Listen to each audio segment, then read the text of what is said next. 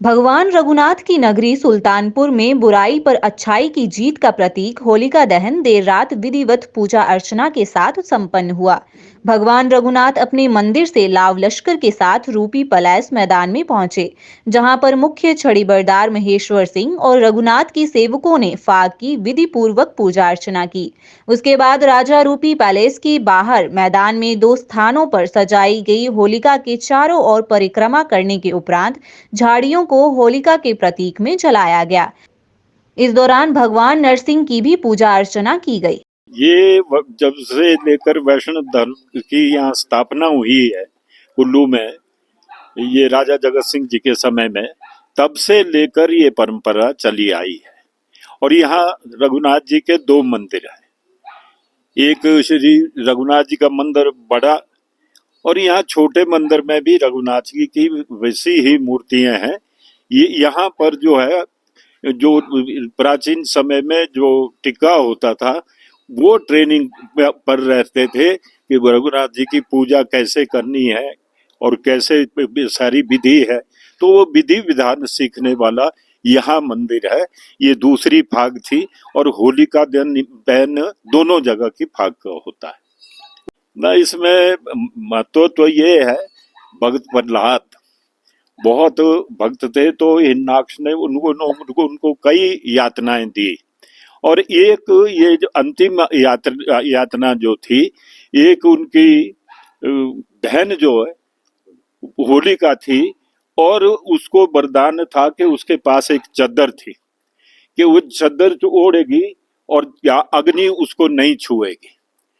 तो वो उसको अप्रोच किया गया, और वो इस आग पर बैठ गई और प्रहलाद जी को गोद में बिठाया, और वो जब चद्दर ओढ़ी, वो चद्दर उसकी उड़ गई और वो भस्म हो गई, और प्रहलाद जी बच गए।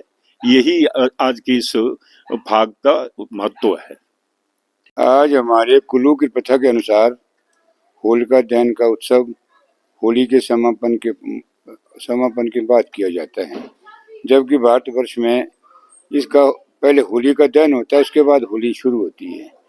तो हमारे जब होली का दहन होता है तो यहाँ पर हमारे जो मुख्य रघुनाथ जी महाराज हैं, इनकी फाग का प्रयोजन पहले होता है।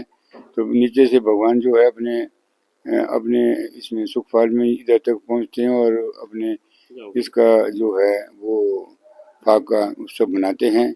उसके बाद जब फाग के 4 परिक्रमा लेने के बाद फिर जो वैरागी लोग हैं वो फिर उस फाग के जो मध्य में जो भी ये शुद्ध लकड़ी होती है उसको निकाल के ले जाते हैं। उसके बाद उसका समापन होता है। उसके बाद जो हमारे ऊपर राजमहल में जो छोटा मंदिर है रघुनाथ जी का, फिर उनकी फाग का भी वैसे प्रयोजन होता है। उसके बाद जब ये प्रयोजन हो गया तो उसके बाद फिर ये इसका समापन होता है, और इसको बड़ा शुद्ध मानते हैं, और लोग यहाँ से उसकी राख और लकड़ियाँ ले जाके अपने घरों में रखते हैं। उसके बाद 1 साल तक उनके अच्छे से अच्छा कार्य होता है।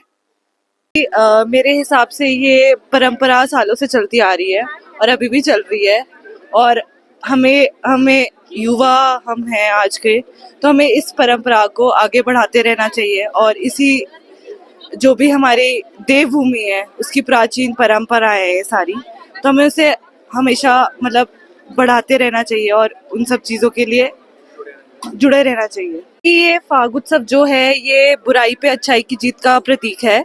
और आगे क्या था, ये जो फाग उत्सव है ये बुराई पे अच्छाई का प्रतीक है, और यहाँ से जो जली हुई फाग है सब अपने घर को ले जाते हैं ताकि उनके घर पे मतलब सुख समृद्धि बनी रहे और सब खुशहाली बनी रहे।